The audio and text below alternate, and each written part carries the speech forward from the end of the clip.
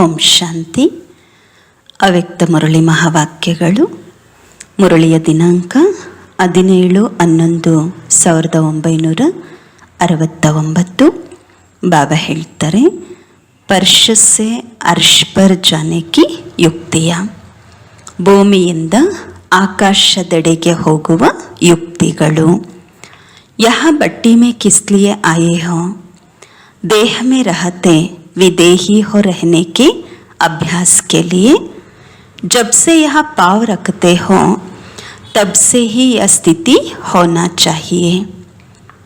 ಬಾಬಾ ಹೇಳ್ತಾರೆ, ಇಲ್ಲಿ ಬಟ್ಟಿಯಲ್ಲಿ ಏನಕ್ಕೋಸ್ಕರ ಬಂದಿದ್ದೀರಾ?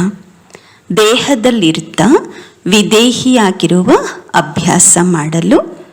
ಎಂದಿನಿಂದ ಇಲ್ಲಿ ಹೆಜ್ಜೆ ಇಟ್ರಿ ಅಂದಿನಿಂದಲೇ ಈ ಸ್ಥಿತಿ ಇರಬೇಕು. जो लक्ष्य रखा जाता है उसको पूर्ण करने के लिए अभ्यास और अटेंशन चाहिए. ಏನು ಗುರಿ ಇಟ್ಕೊಳ್ತೀರಾ ಅದನ್ನು ಪೂರ್ಣ ಮಾಡಲಿಕ್ಕೋಸ್ಕರ ಅಭ್ಯಾಸ ಬೇಕು ಮತ್ತು ಗಮನ ಬೇಕು. बाप दादा हर एक को नई बात के लिए बुलाते हैं. अदर कुमारों को विशेष इसलिए बुलाया है, पहले तो अपना जो गृहस्थ व्यवहार बनाया है उसमें जो उल्टी सीढ़ी चढ़ी है उस उल्टी सीढ़ी से नीचे उतारने के लिए बुलाया है. ಬಾಬಾ ಹೇಳ್ತಾರೆ, ಬಾಪ್ ದಾದಾ ಪ್ರತಿಯೊಬ್ಬರಿಗೂ ಹೊಸ ಮಾತನ್ನ ಕಲಿಸ್ಲಿಕ್ಕೆ ಕರೆಸ್ತಾರೆ. ಅದರ್ ಕುಮಾರ್ಸ್ಗೆ ವಿಶೇಷವಾಗಿ ಅಣ್ಣಂದಿರನ್ನ ಇದಕ್ಕೋಸ್ಕರ ಕರೆಯಲಾಗಿದೆ. ಮೊದಲು ತಮ್ಮ ಏನು ಗೃಹಸ್ಥ ವ್ಯವಹಾರವನ್ನು ತಯಾರು ಮಾಡಿಕೊಂಡಿದ್ದೀರಾ, ಅದರಲ್ಲಿ ಏನು ಉಲ್ಟಾ ಮೆಟ್ಟಿಲನ್ನು ಹತ್ತಿದ್ದೀರಾ, ಆ ಉಲ್ಟಾ ಮೆಟ್ಟಿಲಿನಿಂದ ಕೆಳಗಿಳಿಸ್ಲಿಕ್ಕೋಸ್ಕರ ಬಾಬಾ ಕರೆಸಿದ್ದಾರೆ. ಅವ್ರು ಉಲ್ಟಿ ಸೀಡಿ ಸೆ ಉತ್ತಾರ್ಕರ್ ಫಿರ್ ಕಿಸ್ಮೆ ಚಡಾನ. ಉಲ್ಟಾ ಮೆಟ್ಲು ಹತ್ತಿರುವಂತಹವರನ್ನ ಕೆಳಗಿಳಿಸಿ ಮತ್ತೆ ಯಾವುದರಲ್ಲಿ ಹತ್ತಿಸ್ಬೇಕು? ಅರ್ಷ ಸೆ ಪರ್ಷ ಪರ್ ಫಿರ್ ಪರ್ಷ ಸೆ ಅರ್ಷ ಪರ್.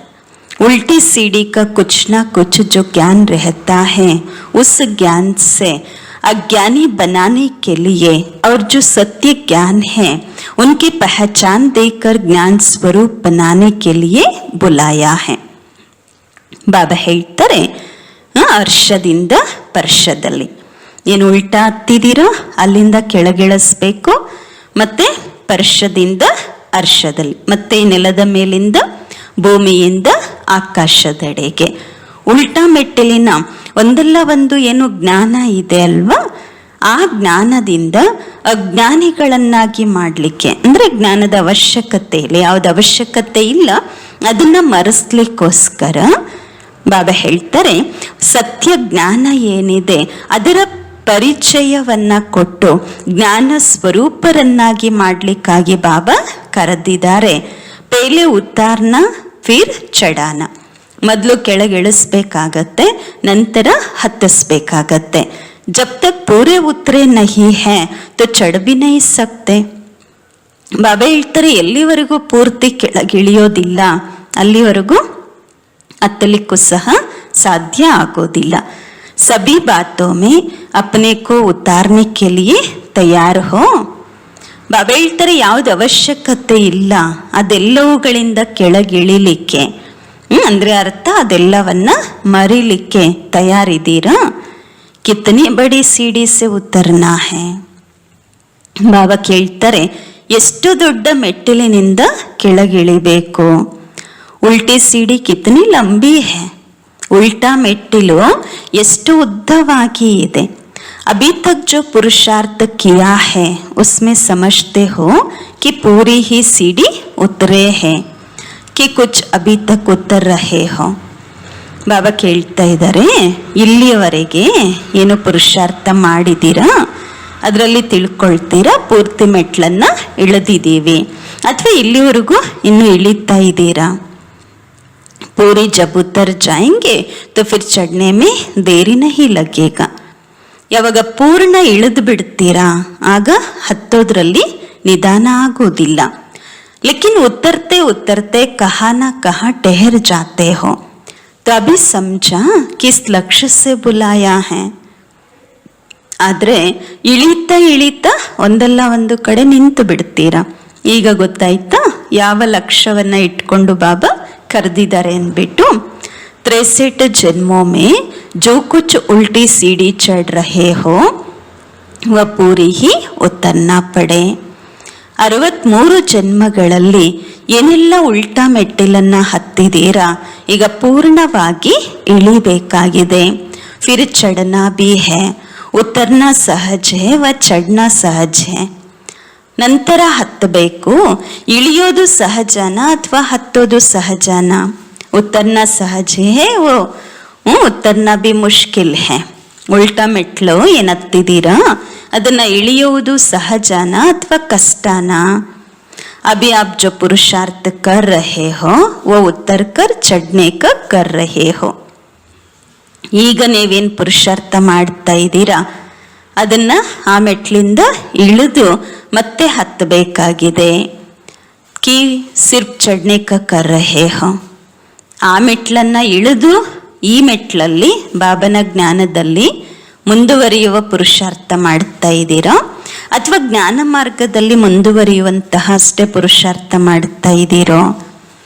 कुछ मिटा रहे हो कुछ बना रहे हो, दोनों काम चलता है ना.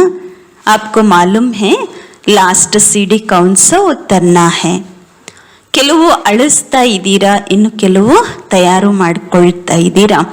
ಎರಡು ಕೆಲಸ ನಡೀತಾ ಇದೆ ಅಲ್ವಾ? ನಿಮಗೆ ಗೊತ್ತಿದೆಯಾ ಲಾಸ್ಟ್ ಮೆಟ್ಟಿಲು ಯಾವುದು ಅಂತ ಹೇಳಿಬಿಟ್ಟು? ಇಸ್ ದೇಹಕ್ಕೆ ಬಾನ್ಕೋ ಚೋಡ್ದೇನಾ.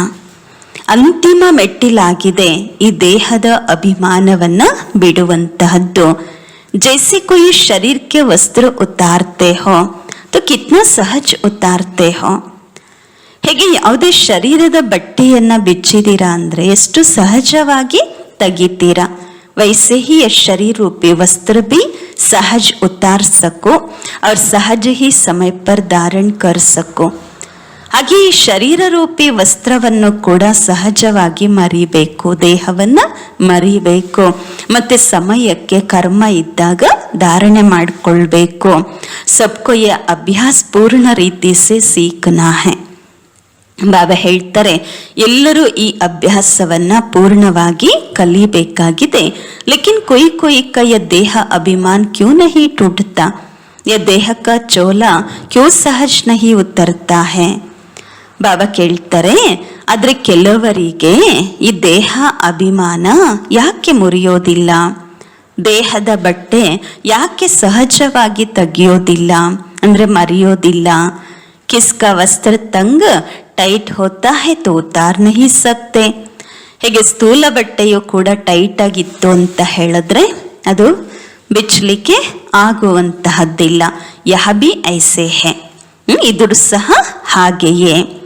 कोई ना कोई संस्कारों में अगर यह देह का वस्त्र चिपका हुआ है अर्थात तंग टाइट है तब उतरता नहीं है. नहीं तो उतारना चढ़ाना ये देह रूपी वस्त्र छोड़ना धारण करना बहुत सहज है. ಬಾಬಾ ಹೇಳ್ತಾರೆ ಇದು ಕೂಡ ಹಾಗೇನೆ. ಒಂದಲ್ಲ ಒಂದು ಸಂಸ್ಕಾರಗಳಲ್ಲಿ ಒಂದ್ ವೇಳೆ ದೇಹದ ವಸ್ತ್ರ ಅಂಟ್ಕೊಂಡ್ಬಿಟ್ಟಿದೆ ಅಂದ್ರೆ, ದೇಹಾಭಿಮಾನ ಇತ್ತು ಅಂದ್ರೆ ಅರ್ಥ ಬೇಜಾರು ಮಾಡಿಸುತ್ತೆ, ಟೈಟ್ ಆಗತ್ತೆ, ಆಗ ಬಿಡ್ಲಿಕ್ಕಾಗಲ್ಲ. ಅಂದ್ರೆ ದೇಹಾಭಿಮಾನವನ್ನ ಬಿಡ್ಲಿಕ್ಕೆ ಬರಲ್ಲ. ಇಲ್ಲ ಅಂತ ಹೇಳಿದ್ರೆ ಬಾಬಾ ಹೇಳ್ತಾರೆ ಶರೀರ ರೂಪಿ ಬಟ್ಟೆಯನ್ನ ಹಾಕೊಳ್ಳೋದು ಅಂದ್ರೆ ಅವಶ್ಯಕತೆ ಇದ್ದಾಗ ದೇಹವಂತಲ್ಲಿ ನನ್ನ ನಿಮಿತ್ತ ಆತ್ಮ ಇದ್ದೀನಿ ಅಂತ ತಿಳ್ಕೊಂಡು ಸೇವೆ ಮಾಡೋದು, ನಂತರ ದೇಹಿ ಅಭಿಮಾನಿ ಆಗ್ಬಿಡುವಂಥದ್ದು ತುಂಬಾ ಸಹಜ ಆಗ್ಬಿಡತ್ತೆ. जैसे कि स्थूल वस्त्र उतारना और पहनना सहज होता है, तो यही देखना कि यह देह रूपी वस्त्र की संस्कार से लटका हुआ है. ಬಾಬಾ ಹೇಳ್ತಾರೆ ಹೀಗೆ ಸ್ಥೂಲ ಬಟ್ಟೆ ಬಿಚ್ಚೋದು ಹಾಕೊಳ್ಳೋದು ಸಹಜ ಆಗತ್ತೆ. ಹಾಗೇನೆ ಇದು ಸಹ ನೋಡ್ಕೋಬೇಕು ಈ ದೇಹ ರೂಪಿ ಬಟ್ಟೆ ಯಾವ ಸಂಸ್ಕಾರಗಳ ಜೊತೆಯಲ್ಲಿ ಸಿಕ್ಕಾಕೊಂಡಿದೆ. जब सभी संस्कार उनसे न्यारा हो जाएंगे तो फिर अवस्था भी न्यारी हो जाएगा. ಬಾಬಾ ಹೇಳ್ತಾರೆ, ಯಾವಾಗ ಎಲ್ಲ ಸಂಸ್ಕಾರಗಳಿಂದ ನೀವು ಭಿನ್ನ ಆಗ್ಬಿಡುತ್ತೀರಾ ಆಗ ಸ್ಥಿತಿಯು ಕೂಡ ಭಿನ್ನ ಆಗ್ಬಿಡತ್ತೆ. इसलिए बाप दादा भी कई बार समझाते हैं कि सभी बातों में ईजी रहो. ಅದಕ್ಕೋಸ್ಕರ ಬಾಪ್ ದಾದಾ ಅನೇಕ ಬಾರಿ ಇದನ್ನ ಹೇಳುತ್ತಾರೆ, ಮಕ್ಕಳೇ ಎಲ್ಲ ವಿಷಯಗಳಲ್ಲಿ ಈಸಿಯಾಗಿ ಇರಿ, ಸರಳವಾಗಿ ಇರಿ. जब खुद सभी में ईजी रहेंगे तो सभी कार्य भी ಈಸಿ होगा. ಬಾಬಾ ಹೇಳ್ತಾರೆ, ಯಾವಾಗ ಸ್ವಯಂ ಎಲ್ಲದರಲ್ಲೂ ಈಸಿ ಇರುತ್ತೀರಾ ಆಗ ಎಲ್ಲ ಕಾರ್ಯಗಳು ಕೂಡ ಈಸಿ ಆಗ್ಬಿಡತ್ತೆ. अपने को टाइट करने से कार्य में भी टाइटनेस आ जाती है. वैसे तो जो इतने समय से पुरुषार्थ में चलने वाले हैं उन्हों को अभी बहुत ही कर्तव्य में न्यारापन आना ही चाहिए. ಬಾಬಾ ಹೇಳ್ತಾರೆ, ನಿಮ್ಮನ್ನು ನೀವು ಟೈಟ್ ಮಾಡ್ಕೊಂಡಿದ್ದೀರಾ ಅಂತ ಹೇಳಿದ್ರೆ ಪ್ರತಿ ಕಾರ್ಯದಲ್ಲಿಯೂ ಕೂಡ ಟೈಟ್ನೆಸ್ ಬಂದ್ಬಿಡತ್ತೆ. ಹಾಗೆ ನೋಡಿದಾಗ ಇಷ್ಟು ಸಮಯದಿಂದ ಪುರುಷಾರ್ಥದಲ್ಲಿ ನಡೀತಾ ಇದ್ದೀರಾ ಅಂತ ಹೇಳಿದ್ರೆ ಅಂತಹವರಿಗೆ ಬಹಳ ಕರ್ತವ್ಯದಲ್ಲಿಯೂ ಕೂಡ ಭಿನ್ನತೆ ಬರಬೇಕು. ಅಂದ್ರೆ ಕರ್ಮ ಮಾಡ್ತಾ ಇದ್ರೂ ಸಹ ಕರ್ಮಾತೀತ ಸ್ಥಿತಿಯ ಅನುಭವದಲ್ಲಿ ಇರಬೇಕು. अभी इस बट्टी में जो भी टाइटनेस है वह भी, और जो उल्टी जो कुछ उल्टी सीढ़ी की पौड़ियां रही हुई है वो उतरना भी और फिर लिफ्ट में चढ़ना भी है. ಬಾಬಾ ಹೇಳ್ತಾರೆ, ಈಗ ಈ ಬಟ್ಟಿಯಲ್ಲಿ ಏನೆಲ್ಲ ಟೈಟ್ನೆಸ್ ಇದೆ ಅದನ್ನು ಬಿಚ್ಚಬೇಕಾಗಿದೆ. ಮತ್ತೆ ಏನೆಲ್ಲ ಉಲ್ಟಾ ಮೆಟ್ಟಿಲನ್ನ ಹತ್ತು ಬಿಟ್ಟಿದ್ದೀರಾ, ಇನ್ನು ಉಳ್ಕೊಂಡಿದೆ ಉಲ್ಟಾ ಮೆಟ್ಲತ್ತುವಂತಹದ್ದು, ಆ ಮೆಟ್ಲಿಂದನೂ ಕೂಡ ಇಳಿದು ಬಿಡಬೇಕಾಗಿದೆ. ಮತ್ತೆ ಲಿಫ್ಟ್ ಅಲ್ಲಿ ಹತ್ತಬೇಕು, ಪುರುಷಾರ್ಥದ ಲಿಫ್ಟ್ ಅಲ್ಲಿ ಫಾಸ್ಟ್ ಆಗಿ ಹೋಗ್ಬೇಕಾಗಿದೆ. लेकिन लिफ्ट में बैठने के लिए क्या करना पड़ेगा? लिफ्ट में कौन बैठ सकेंगे? ಆದ್ರೆ ಲಿಫ್ಟ್ ಅಲ್ಲಿ ಹೇಗೆ ಕೂತ್ಕೊಳ್ಳಕ್ಕಾಗತ್ತೆ? ಅದರಲ್ಲಿ ಕೂತ್ಕೊಳ್ಳೋದಕ್ಕೋಸ್ಕರ ಏನ್ ಮಾಡಬೇಕು? ಲಿಫ್ಟ್ ಅಲ್ಲಿ ಯಾರು ಕೂತ್ಕೊಳ್ಳೋದಕ್ಕೆ ಸಾಧ್ಯ? बाप के लिए सारी दुनिया में लायक बच्चे ही श्रेष्ठ सौगात हैं. तो लिफ्ट में चढ़ने के लिए बाप की गिफ्ट बनना है और फिर जो कुछ है वह भी गिफ्ट में देना पड़ेगा. ಬಾಬಾ ತಿಳಿಸ್ಕೊಡ್ತಾರೆ, ಬಾಬಾರವರಿಗಾಗಿ ಪೂರ್ತಿ ಪ್ರಪಂಚದಲ್ಲಿ ಯೋಗ್ಯ ಮಕ್ಕಳೇ ಶ್ರೇಷ್ಠ ಉಡುಗೊರೆಯಾಗಿದ್ದಾರೆ. ಲಿಫ್ಟಲ್ಲಿ ಹತ್ತಲಿಕ್ಕೋಸ್ಕರ ಬಾಬಾರವರಿಗೆ ಗಿಫ್ಟ್ ಆಗಬೇಕಾಗಿದೆ. ಮತ್ತೆ ಏನೆಲ್ಲ ಇದೆ ಅದನ್ನ ಗಿಫ್ಟ್ ರೂಪದಲ್ಲಿ ಕೊಟ್ಟು ಬಿಡಬೇಕಾಗತ್ತೆ. गिफ्ट देनी भी पड़ेगी और बाप की गिफ्ट बनना भी पड़ेगा, तब लिफ्ट में बैठ सकेंगे. ಗಿಫ್ಟ್ ಅನ್ನ ಕೊಡ್ಲೂಬೇಕಾಗತ್ತೆ, ಮತ್ತೆ ಬಾಬಾರವರಿಗೆ ನೀವು ಗಿಫ್ಟ್ ಆಗ್ಬಿಡ್ಬೇಕಾಗತ್ತೆ, ಆಗ ಲಿಫ್ಟ್ ಅಲ್ಲಿ ಕೂತ್ಕೊಳ್ಬಹುದು. ಸಮझ? अर्थ आयता? ಗೊತ್ತಾಯ್ತಾ? अभी देखना है दोनों काम किए हैं, गिफ्ट भी दी है और गिफ्ट बने भी है. ಈಗ ನೋಡ್ಕೊಳ್ಬೇಕು, ಗಿಫ್ಟು ಕೊಡಬೇಕು ಮತ್ತೆ ಸ್ವಯಂ ಗಿಫ್ಟು ಆಗ್ಬಿಡ್ಬೇಕು. गिफ्ट को बहुत संभाला जाता है और गिफ्ट को शोकेस में सजा कर रखते हैं.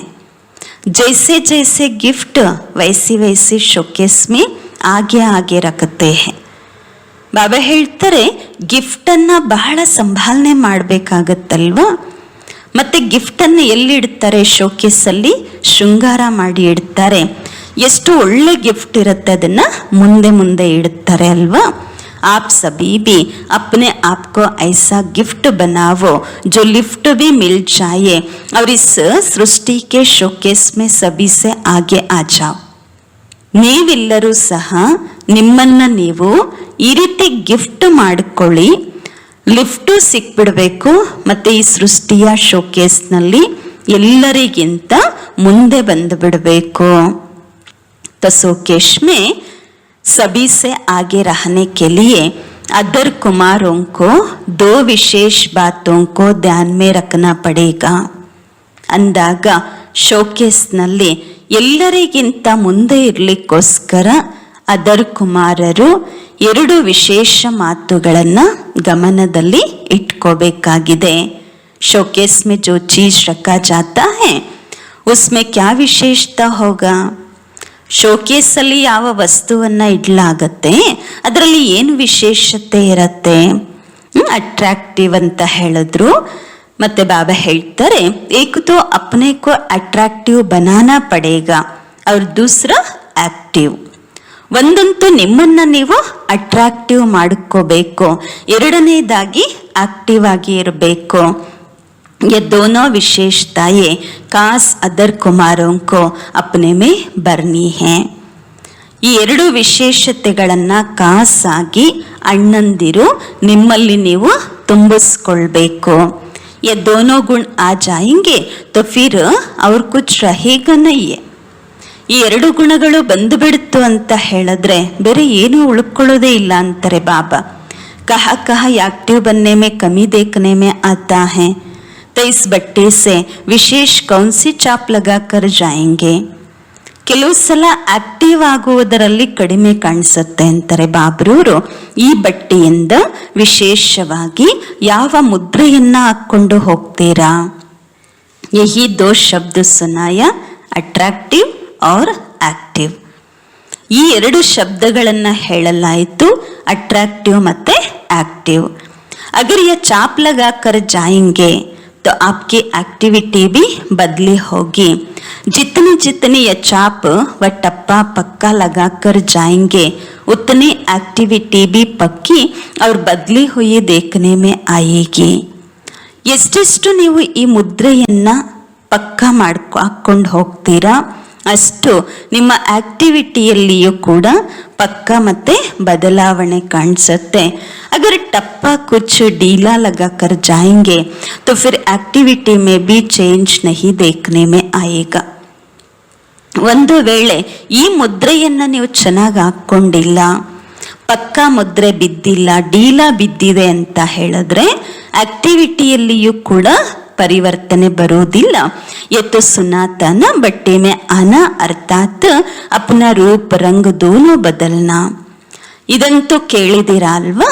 ಬಟ್ಟೆಯಲ್ಲಿ ಬರೋದು ಅಂತ ಅಂದ್ರೆ ಅರ್ಥ ನಿಮ್ಮ ರೂಪ ಬಣ್ಣ ಎಲ್ಲವನ್ನ ಪರಿವರ್ತಿಸ್ಕೊಳ್ಳುವಂತಹದ್ದು. बट्टी में जो चीज आती है उनकी जो बुराई होती है वो गल जाता है. जो असली रूप है, असली जो कर्तव्य है वो यहाँ से लेकर के जाना है. ಬಟ್ಟೆಯಲ್ಲಿ ಯಾವ ವಸ್ತು ಬೀಳತ್ತೆ ಅದರದ್ದು ಕೆಟ್ಟದ್ದೇನಿರುತ್ತೆ ಅದನ್ನು ಕೂಡ ಕರ್ಗೋಗ್ಬಿಡತ್ತೆ.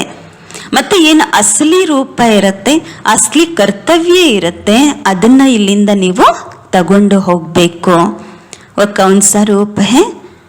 क्या बदलेंगे? अभी रंग बदलते रहते हैं.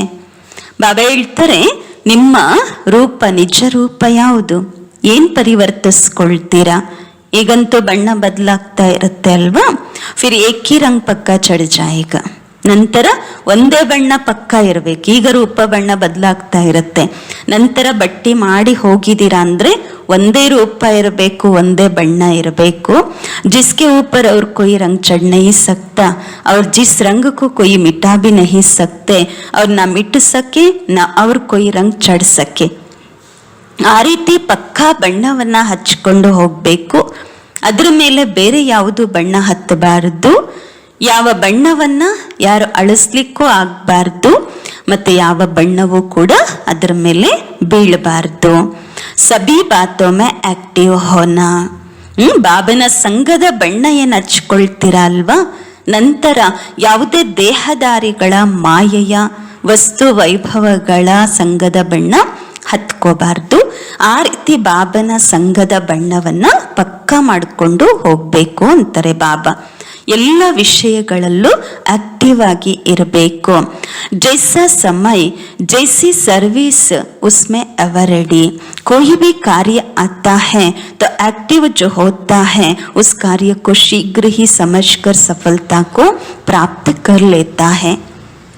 ಬಾಬಾ ಹೇಳ್ತಾರೆ, ಎಂತಹ ಸಮಯ ಇರುತ್ತೆ ಅಂತಹ ಸರ್ವಿಸನ್ನ ಶೀಘ್ರವಾಗಿ ಅರ್ಥ ಮಾಡಿಕೊಂಡು ಸಫಲತೆಯನ್ನ ಪ್ರಾಪ್ತಿ ಮಾಡಿಕೊಳ್ಬೇಕು.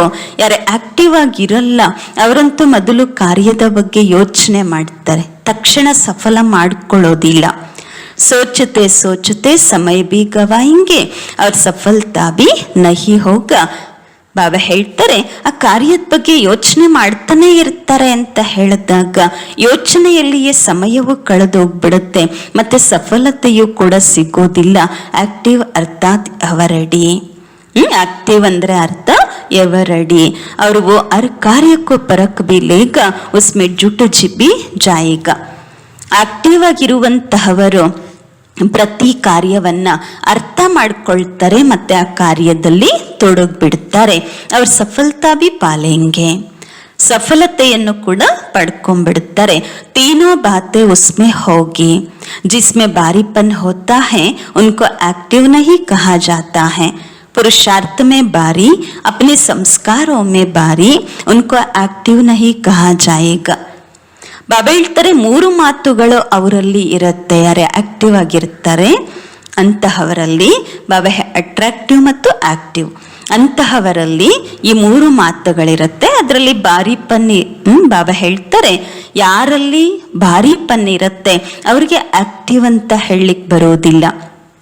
ಪುರುಷಾರ್ಥದಲ್ಲಿ ಹೊರೆಯ ಅನುಭವ ಮತ್ತೆ ಸಂಸ್ಕಾರಗಳಲ್ಲಿ ಬಾರಿತನ, ಅವ್ರಿಗೆ ಆಕ್ಟಿವ್ ಅಂತ ಹೇಳಲಿಕ್ಕೆ ಬರೋದಿಲ್ಲ. ಆಕ್ಟಿವ್ ಜೋ ಹೋಗ वो ಎವರಡಿ ಅವ್ರು ಈಸಿ ಹೋಗ. ಯಾರು ಆಕ್ಟಿವ್ ಆಗಿರ್ತಾರೆ ಅವರು ಎವರಡಿ ಇರ್ತಾರೆ ಮತ್ತು ಈಸಿ ಇರ್ತಾರೆ.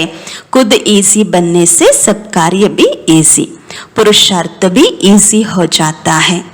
ಸ್ವಯಂ ಈಸಿ ಆಗುವುದರಿಂದ ಎಲ್ಲ ಕಾರ್ಯಗಳು ಈಸಿ ಆಗ್ಬಿಡತ್ತೆ, ಪುರುಷಾರ್ಥವೂ ಕೂಡ ಈಸಿ ಆಗ್ಬಿಡತ್ತೆ. खुद ಈಸಿ नहीं बनते तो पुरुषार्थ और सर्विस दोनों ಈಸಿ नहीं होते हैं. मुश्किलातों का सामना करना पड़ता है. ಬಾಬಾ ಹೇಳ್ತಾರೆ ಸ್ವಯಂ ಈಸಿ ಆದಾಗ ಕಾರ್ಯನೂ ಈಸಿ ಆಗತ್ತೆ, ಪುರುಷಾರ್ಥವೂ ಈಸಿ ಆಗತ್ತೆ. ಒಂದು ವೇಳೆ ಸ್ವಯಂ ಈಸಿ ಇಲ್ಲ ಅಂದ್ರೆ ಪುರುಷಾರ್ಥ ಮತ್ತು ಸರ್ವಿಸ್ ಎರಡೂ ಈಸಿ ಆಗುವಂತಹದ್ದಿಲ್ಲ, ಕಷ್ಟಗಳನ್ನ ಎದುರಿಸಿ ಮಾಡಬೇಕಾಗಿ ಬರುತ್ತೆ. सर्विस मुश्किल नहीं, लेकिन अपने संस्कार अपने कमजोरी या मुश्किल के रूप में देखने में आता है. ಬಾಬಾ ಹೇಳ್ತಾರೆ ಸರ್ವಿಸ್ ಕಷ್ಟ ಆಗೋದಿಲ್ಲ, ಆದರೆ ತಮ್ಮ ಸಂಸ್ಕಾರಗಳು ತಮ್ಮ ಬಲಹೀನತೆಗಳು ಕಷ್ಟದ ರೂಪದಲ್ಲಿ ಕಾಣಿಸುತ್ತೆ. ಪುರುಷಾರ್ಥ ಬಿ ಮುಶ್ಕಿಲ್ ನಹಿ, ಅಪನಿ ಕಮಜೋರಿಯ ಮುಶ್ಕಿಲ್ ಬನಾ ದೇತೆ ಹೈ. ಪುರುಷಾರ್ಥ ಏನು ಕಷ್ಟ ಇಲ್ಲ, ಆದರೆ ತಮ್ಮ ಬಲಹೀನತೆಗಳು ಪುರುಷಾರ್ಥವನ್ನ ಕಷ್ಟ ಮಾಡಿಬಿಡತ್ತೆ. ನೈತು ಕೊಯ್ಕು ಸಹಜ ಕೊಯ್ಕು ಮುಶ್ಕಿಲ್ ಕ್ಯೂ ಬಾಸ್ತಾ. ಇಲ್ಲ ಅಂದ್ರೆ ಕೆಲವರಿಗೆ ಕಷ್ಟ, ಕೆಲವರಿಗೆ ಸಹಜ ಯಾಕೆ ಅನುಭವ ಆಗತ್ತೆ ಪುರುಷಾರ್ಥ ಮಾಡೋದು. ಅಗರ್ ಮುಶ್ಕಿಲ್ ಹಿ ಹೇ ತೋ ಸಭಿ ಕೋ ಸಭಿ ಬಾತೆ ಮುಶ್ಕಿಲ್ ಹೋ. ಒಂದ್ ವೇಳೆ ಕಷ್ಟ ಇರೋದೇ ಆದ್ರೆ ಪುರುಷಾರ್ಥ ಮಾಡುವಂಥದ್ದು ಅಥವಾ ಸೇವೆ ಮಾಡುವಂಥದ್ದು ಎಲ್ಲರಿಗೂ ಕಷ್ಟದ ಅನುಭವ ಆಗ್ಬೇಕಲ್ವಾ. ಲೇಕಿನ್ ವಹಿ ಬಾತ್ ಕೊಯ್ಕೋ ಮುಶ್ಕಿಲ್ ಹೋ ಕೊಯ್ಕೋ ಸಹಜ ಕ್ಯೂ. ಅದೇ ವಿಷಯ ಕೆಲವರಿಗೆ ಕಷ್ಟ ಅನ್ಸತ್ತೆ, ಕೆಲವರಿಗೆ ಸಹಜ ಅನ್ಸತ್ತೆ. ಯಾಕೆ? अपनी ही कमजोरियां मुश्किलात के रूप में आती है. ತಮ್ಮದೇ ಆದ ಬಲಹೀನತೆಗಳು ಕಷ್ಟದ ರೂಪದಲ್ಲಿ ಬರುತ್ತೆ. ಇಸ್ಲಿಯೇ ये दो बातें धारण करना है. ಅದಕ್ಕೋಸ್ಕರ ಈ 2 ಮಾತುಗಳನ್ನ ಧಾರಣೆ ಮಾಡಿಕೊಳ್ಬೇಕಾಗಿದೆ. अट्रैक्टिव भी तब बन सकेंगे जब पहले अपने में विशेषताएं होंगी. ಬಾಬಾ ಹೇಳ್ತಾರೆ ಅಟ್ರಾಕ್ಟಿವ್ ಸಹ ಯಾವಾಗ ಆಗ್ತೀರಾ ಅಂದ್ರೆ ಯಾವಾಗ ತಮ್ಮಲ್ಲಿ ಮೊದಲು ವಿಶೇಷತೆಗಳು ಇರುತ್ತೆ. ಆಕರ್ಷಿತ್ ಬನ್ನೆ के लिए हर्षित भी रहना पड़ेगा. हर्षित का अर्थ ही है ಅತೀಂದ್ರಿಯ ಸುಖ में झूमना. ಬಾಬಾ ಹೇಳ್ತಾರೆ ಆಕರ್ಷಿತರಾಗ್ಲಿಕ್ಕೋಸ್ಕರ ಹರ್ಷಿತರಾಗಬೇಕಾಗತ್ತೆ. ಹರ್ಷಿತತೆಯ ಅರ್ಥವೇ ಆಗಿದೆ ಅತೀಂದ್ರಿಯ ಸುಖದಲ್ಲಿ ತೂಗುವಂತಹದ್ದು. ज्ञान को सिमरण करके हर्षित होना, अव्यक्त स्थिति का अनुभव करते अतींद्रिय सुख में झूमना, इसको कहा जाता है हर्षित. ಬಾಬಾ ಹೇಳ್ತಾರೆ ಜ್ಞಾನವನ್ನ ಸ್ಮರಣೆ ಮಾಡಿ ಹರ್ಷಿತರಾಗುವುದು, ಅವ್ಯಕ್ತ ಸ್ಥಿತಿಯ ಅನುಭವ ಮಾಡುತ್ತಾ ಅತೀಂದ್ರಿಯ ಸುಖದಲ್ಲಿ ತೂಗುವಂತಹದ್ದು, ಇದಕ್ಕೆ ಹೇಳಲಾಗುತ್ತೆ ಹರ್ಷಿತ ಅಂತ ಹೇಳಿ. ಹರ್ಷಿತ ಬಿ ಮನ್ ಸೆ और तन से दोनों से होना है. ಬಾಬಾ ಹೇಳ್ತಾರೆ ಹರ್ಷಿತರು ಅಂತ ಹೇಳಿದಾಗ ಶರೀರದಿಂದ ಮನಸ್ಸಿನಿಂದ 2 ರೂಪಗಳಿಂದ ಹರ್ಷಿತರಾಗಿ ಇರಬೇಕು. ಐಸಾ ಜೋ ಹರ್ಷಿತ್ ಹೋತಾ ಹೈ ವಹಿ ಆಕರ್ಷಿತ್ ಬಂತಾ ಹೈ. ಈ ರೀತಿ ಯಾರು ಹರ್ಷಿತರಾಗ್ತಾರೆ ಅವರೇ ಆಕರ್ಷಿತರಾಗ್ತಾರೆ. ಪ್ರಕೃತಿ और माया के अधीन ना होकर दोनों को अधीन करना चाहिए. ಬಾಬಾ ಹೇಳ್ತಾರೆ, ಪ್ರಕೃತಿ ಮತ್ತೆ ಮಾಯೆಗೆ ಅಧೀನರಾಗದೆ ಎರಡನ್ನೂ ಅಧೀನ ಮಾಡ್ಕೋಬೇಕು. ಮಾಯೆಯನ್ನು ಮತ್ತು ಪ್ರಕೃತಿಯನ್ನ ಅಧೀನ ಮಾಡಿಕೊಳ್ಬೇಕು. ಅಧೀನ ಹೋ ಜಾನೆ ಕೆ ಕಾರಣ ಅಪನ ಅಧಿಕಾರ ಖೋ ಲೇತೆ ಹೈ. ಅಧೀನರಾಗುವ ಕಾರಣದಿಂದಾಗಿ ತಮ್ಮ ಅಧಿಕಾರವನ್ನ ಕಳ್ಕೊಂಡ್ಬಿಡ್ತೀರಾ. ತೋ ಅಧೀನ್ ನಹಿ ಹೋನಾ, ಅಧೀನ್ ಕರ್ನಾ ಹೈ, ತಬ್ ಅಪನ ಅಧಿಕಾರ ಪ್ರಾಪ್ತ ಕರೆಂಗೆ. ಬಾಬಾ ಹೇಳ್ತಾರೆ, ಅಧೀನರಾಗಬಾರದು, ಅಧೀನ ಮಾಡಿಕೊಳ್ಬೇಕು. ಆಗ ತಮ್ಮ ಅಧಿಕಾರವನ್ನ ಪ್ರಾಪ್ತಿ ಮಾಡ್ಕೊಳ್ತೀರಾ. और जितना अधिकार प्राप्त होगा करेंगे उतना प्रकृति और लोगों द्वारा सत्कार मिलेगा. ಯಾರೆಷ್ಟೋ ಅಧೀನ ಮಾಡಿಕೊಳ್ತಾರೆ, ಅಧೀನ ಆಗಲ್ಲ, ಅಧೀನ ಮಾಡಿಕೊಳ್ತಾರೆ ಪ್ರಕೃತಿಯನ್ನ ಮಾಯೆಯನ್ನ, ಅವರಷ್ಟು ಪ್ರಕೃತಿ ಮತ್ತು ಮನುಷ್ಯರ ಮೂಲಕ ಸತ್ಕಾರವನ್ನ ಪ್ರಾಪ್ತಿ ಮಾಡಿಕೊಳ್ತಾರೆ. तो सत्कार कराने के लिए क्या करना पड़ेगा? ಸತ್ಕಾರ ಮಾಡಿಸ್ಕೊಳ್ಳೋದಕ್ಕೋಸ್ಕರ ಏನ್ ಮಾಡಬೇಕು? ಅಧೀನಪನ್ ಚೋಡ್ಕರ್ ಅಪನ ಅಧಿಕಾರ ರಖೋ. ಅಧೀನತೆಯನ್ನ ಬಿಟ್ಟು ತಮ್ಮ ಅಧಿಕಾರವನ್ನ ಇಟ್ಕೊಳ್ಳಿ. ಅಧಿಕಾರ ರಖನೆ ಸೆ ಅಧಿಕಾರಿ ಬನೆಂಗೆ. लेकिन अधिकार छोड़ करके अधीन बन जाते हो, छोटी छोटी बातों के अधीन बन जाते हो. ಅಧಿಕಾರ ಇಟ್ಕೊಂಡಿದ್ದೀರಾ ಅಂದ್ರೆ ಅಧಿಕಾರಿಗಳಾಗ್ಬಿಡ್ತೀರಾ. ಆದ್ರೆ ಅಧಿಕಾರವನ್ನ ಬಿಟ್ಟು ಅಧೀನರಾಗ್ಬಿಡ್ತೀರಾ. ಅದು ಚಿಕ್ಕ ಚಿಕ್ಕ ವಿಷಯಗಳಲ್ಲಿಯೂ ಕೂಡ ಅಧೀನರಾಗ್ಬಿಡ್ತೀರಾ. अपनी ही रचना के अधीन बन जाते हैं. लौकिक बच्चे तो भले हैं लेकिन अपनी ही रचना अर्थात संकल्पों के अधीन हो जाते हो. ಬಾಬಾ ಹೇಳ್ತಾರೆ, ನಿಮ್ಮ ರಚನೆಗೆ ನೀವು ಅಧೀನರಾಗ್ಬಿಡ್ತೀರಾ. ಬಲೆ ಲೌಕಿಕ ಮಕ್ಕಳಿದ್ದಾರೆ, ಆದ್ರೆ ನಿಮ್ಮ ರಚನೆ ಅಲ್ವಾ, ಅಂದ್ರೆ ಅರ್ಥ ಸಂಕಲ್ಪಗಳಿಗೂ ಕೂಡ ಅಧೀನರಾಗ್ಬಿಡ್ತೀರಾ. जैसे लौकिक रचना से अधीन बनते हो वैसे ही अभी भी अपनी रचना संकल्पों को भी अधीन बन जाते हो. ಹೀಗೆ ಲೌಕಿಕ ರಚನೆಗೆ ಅಧೀನರಾಗ್ಬಿಡ್ತೀರಾ. ಹಾಗೆ ಈಗ ನೀವೇ ರಚಿಸಿರುವಂತಹ ಸಂಕಲ್ಪಗಳಿಗೆ ನೀವೇ ಅಧೀನರಾಗ್ಬಿಡ್ತೀರಾ. अपनी रचना कर्मेंद्रियों के भी अधीन बन जाते हो. ನಿಮ್ಮ ರಚನೆ ಕರ್ಮೇಂದ್ರಿಯಗಳಿಗೂ ಕೂಡ ಅಧೀನರಾಗ್ಬಿಡ್ತೀರಾ. ಅಧೀನ್ बनने से ही अपना जन्म सिद्ध अधिकार खो लेते हो. ಅಧೀನರಾಗುವುದರಿಂದ ನಿಮ್ಮ ಜನ್ಮ ಸಿದ್ಧ ಅಧಿಕಾರವನ್ನ ಕಳ್ಕೊಂಡ್ಬಿಡ್ತೀರಾ. तो बच्चे बने और अधिकार हुआ. सर्वदा सुख शांति और पवित्रता का जन्म सिद्ध अधिकार कहते हो ना. ಬಾಬಾ ಹೇಳ್ತಾರೆ, ಮಕ್ಕಳಾಗಿದ್ದೀರಾ ಬಾಬರವ್ರಿಗೆ ಅಂದ್ರೆ ಅಧಿಕಾರಿಗಳಾಗ್ಬಿಟ್ರಿ. ಸರ್ವದ ಅಂದ್ರೆ ಸರ್ವ ರೂಪದಲ್ಲೂ ಸುಖ ಶಾಂತಿ ಪವಿತ್ರತೆಯ ಜನ್ಮ ಸಿದ್ಧ ಅಧಿಕಾರ ನಮ್ದು ಅಂತ ಹೇಳ್ತೀರಾ ಅಲ್ವಾ. अपने आप से पूछो कि बच्चा बना और पवित्रता सुख शांति का अधिकार प्राप्त किया. ಈಗ ನಿಮ್ಮನ್ನ ನೀವು ಕೇಳ್ಕೊಳ್ಳಿ, ನನ್ನ ಬಾಬನಿಗೆ ಮಗು ಆಗಿ ಸುಖ ಶಾಂತಿ ಪವಿತ್ರತೆಯ ಅಧಿಕಾರವನ್ನ ಪ್ರಾಪ್ತಿ ಮಾಡ್ಕೊಂಡಿದೇನಾ? अगर अधिकार छूट जाता है तो कोई बात के अधीन बन जाते हो. ಒಂದು ವೇಳೆ ಅಧಿಕಾರ ಕಳ್ಕೊಂಡಿದ್ದೀರಾ ಅಂತ ಹೇಳಿದ್ರೆ ಯಾವುದೋ ಮಾತಿನ ಅಧೀನರಾಗ್ಬಿಟ್ಟಿದ್ದೀರಾ. ತಬಿ ಅಧೀನ್ ತಕೋ ಚೋಡು, अपना जन्म सिद्ध अधिकार को प्राप्त करो. ಈಗ ಅಧೀನತೆಯನ್ನ ಬಿಡಿ, ತಮ್ಮ ಜನ್ಮ ಸಿದ್ಧ ಅಧಿಕಾರವನ್ನ प्राप्ति ಮಾಡಿಕೊಳ್ಳಿ. ये जो कहते हो कब प्रभाव निकलेगा या प्रभाव भी क्यों नहीं निकलता, कारण क्या है? ಇದನ್ನ ಕೇಳ್ತಿರ್ತೀರಲ್ವಾ, ಯಾವಾಗ ಪ್ರಭಾವ ಹೊರಬರುತ್ತೆ ಅಂದ್ರೆ ಬಾಬನ ಪ್ರತ್ಯಕ್ಷತೆ ಯಾವಾಗ ಆಗತ್ತೆ, ಜ್ಞಾನವನ್ನ ಎಲ್ಲರೂ ಯಾವಾಗ ತಿಳ್ಕೊಳ್ತಾರೆ, ಯಾವಾಗ ಎಲ್ಲರೂ ಈ ಜ್ಞಾನ ಮಾರ್ಗದಲ್ಲಿ ನಡೀತಾರೆ ಅಂತ ಕೇಳ್ತೀರಾ ಅಲ್ವಾ. ಬಾಬಾ ಹೇಳ್ತಾರೆ, ಈ ಪ್ರಭಾವವೂ ಕೂಡ ಯಾಕೆ ಬರ್ತಾ ಇಲ್ಲ, ಯಾಕೆ ಎಲ್ಲರ ಮುಂದೆ ಬಾಬನ ಪ್ರತ್ಯಕ್ಷತೆ ಇನ್ನೂ ಆಗ್ತಾ ಇಲ್ಲ, ಏನ್ ಕಾರಣ? क्योंकि अभी तक कई बातों में खुद ही प्रभावित होते रहते हो. ಯಾಕೆಂದ್ರೆ ನೀವು ಸ್ವಯಮ್ಮೇ ಅನೇಕ ವಿಷಯಗಳಲ್ಲಿ ಸ್ವಯಮ್ಮೇ प्रभावितरागता इर्तीरा। जो खुद प्रभावित होता रहता है उसका प्रभाव नहीं निकलता। ಯಾರು ಸ್ವಯಂ ಪ್ರಭಾವಿತರಾಗ್ತಿರ್ತಾರೆ ಅವರ ಪ್ರಭಾವ ಹೊರಬರಲ್ವಲ್ಲ। ಪ್ರಭಾವ ಚಾಹತೆ ಹೋ ತೋ ಇನ್ ಸಭಿ ಬಾತೋं में प्रभावित नहीं होना। ಪ್ರಭಾವ ಬಯಸ್ತೀರಾ ಅಂತ ಅಂದ್ರೆ ಬಾಬಾ ಹೇಳ್ತಾರೆ ಈ ಎಲ್ಲ ಮಾತುಗಳಿಗೆ ನೀವು ಪ್ರಭಾವಿತರು ಆಗಬಾರ್ದು। ಫಿರ್ ದೇಖೋ ಕಿತನಾ ಜಲ್ದಿ ಪ್ರಭಾವ ನಿಕಲ್ತಾ ಹೈ। ಆಮೇಲೆ ನೋಡಿ ಎಷ್ಟು ಬೇಗ ಪ್ರಭಾವ ಹೊರಬರುತ್ತೆ ಅಂದ್ಬಿಟ್ಟು अपने एक्टिविटी से अंदाजा निकाल सकते हो। ನೀವು ಮಾಡುವಂತಹ ಕರ್ತವ್ಯಗಳಿಂದ ನೀವು ಅಂದಾಜು ಮಾಡಬಹುದು ಯಾವಾಗ ನಮ್ಮ ಪ್ರಭಾವ ಹೊರಬರುತ್ತೆ, ಯಾವಾಗ ನಾವು ಬಾಬರವರನ್ನ ಪ್ರತ್ಯಕ್ಷ ಪಡಿಸ್ತೀವಿ ನಮ್ಮ ಮೂಲಕ ಅಂತ ಹೇಳಿ ನೀವೇ ಅಂದಾಜು ಮಾಡಬಹುದು। ಐಸೆ ಸೌಭಾಗ್ಯ ಸಾರೆ ಕಲ್ಪ ಮೇ ಏಕ್ ಹಿ ಬಾರ್ ಮಿಲ್ತಾ ಹೈ। ಇಂತಹ ಸೌಭಾಗ್ಯ पूर्ति कल्पदली वंदे बारी सिगते। सत्युग में भी लौकिक बाप के साथ रहेंगे, पारलौकिक बाप के साथ नहीं। बाबा ಹೇಳ್ತಾರೆ ಸತ್ಯಯುಗದಲ್ಲಿಯೂ ಕೂಡ ಲೌಕಿಕ ತಂದೆಯ ಜೊತೆಯಲ್ಲಿ ಇರ್ತೀರಾ, ಪಾರಲೌಕಿಕ ತಂದೆ ಶಿವಬಾಬರವ್ರ ಜೊತೆ ಇರಲ್ಲ।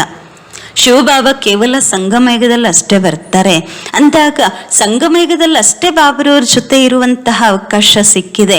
ಇಂತಹ ಸೌಭಾಗ್ಯ ಪೂರ್ತಿ ಕಲ್ಪದಲ್ಲಿ ಎಂದೂ ಸಿಗೋದಿಲ್ಲ। 84 जन्मों में कितना श्रृंगार किया होगा, भिन्न भिन्न प्रकार के बहुत श्रृंगार किए हैं।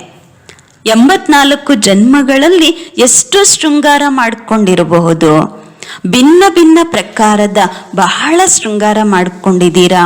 बाप दादा का स्नेह यही है कि बच्चों को श्रृंगार कर शोकेस में सृष्टि के सामने लाए। ಬಾಪ್ ದಾದಾರವರಿಗೆ ಇದೇ ಸ್ನೇಹ ಇದೆ ಮಕ್ಕಳ ಪ್ರತಿಯಾಗಿ, ಮಕ್ಕಳನ್ನ ಶೃಂಗರಿತರನ್ನಾಗಿ ಮಾಡಿ ಶೋಕೇಸ್ನಲ್ಲಿ ಸೃಷ್ಟಿಯ ಸನ್ಮುಖದಲ್ಲಿ तरबेको एंदु। जब सभी संपूर्ण बनकर शोकेस अर्थात विश्व के सामने आएंगे तो कितने सजे हुए होंगे। ಯಾವಾಗ ಎಲ್ಲರೂ ಸಂಪೂರ್ಣರಾಗಿ ಶೋಕೇಸ್ ಅಂದ್ರೆ ಅರ್ಥ ವಿಶ್ವದ ಮುಂದೆ ಬರ್ತೀರಾ ಆಗ ಎಷ್ಟು ಶೃಂಗರಿತವಾಗಿ ಇರಬಹುದು। सत्युग का श्रृंगार नहीं गुणों के गहने धारण करना है। ಬಾಬಾ ಹೇಳ್ತಾರೆ ಇಲ್ಲಿ ಸತ್ಯುಗದ ಶೃಂಗಾರ ಮಾಡಬೇಕಾಗಿಲ್ಲ, ಗುಣಗಳ ಆಭರಣಗಳನ್ನ ಧಾರಣೆ ಮಾಡ್ಕೋಬೇಕು। ಸತ್ಯುಗದಲ್ಲಿ ಎಲ್ಲ ಶೃಂಗಾರ ಸ್ಥೂಲ ಶೃಂಗಾರ ಸಿಗತ್ತೆ, ಇಲ್ಲಿ ಸ್ಥೂಲ ಶೃಂಗಾರ ಮಾಡುವ ಅವಶ್ಯಕತೆ ಇಲ್ಲ। ಸದ್ಗುಣಗಳ ಶೃಂಗಾರವನ್ನ ಇಲ್ಲಿ ಮಾಡಿಕೊಂಡಾಗ ಬಾಬಾ ವಿಶ್ವದ ಮುಂದೆ ಪ್ರತ್ಯಕ್ಷ ಮಾಡ್ತಾರೆ। ಒಳ್ಳೆಯದು। ಓಂ ಶಾಂತಿ।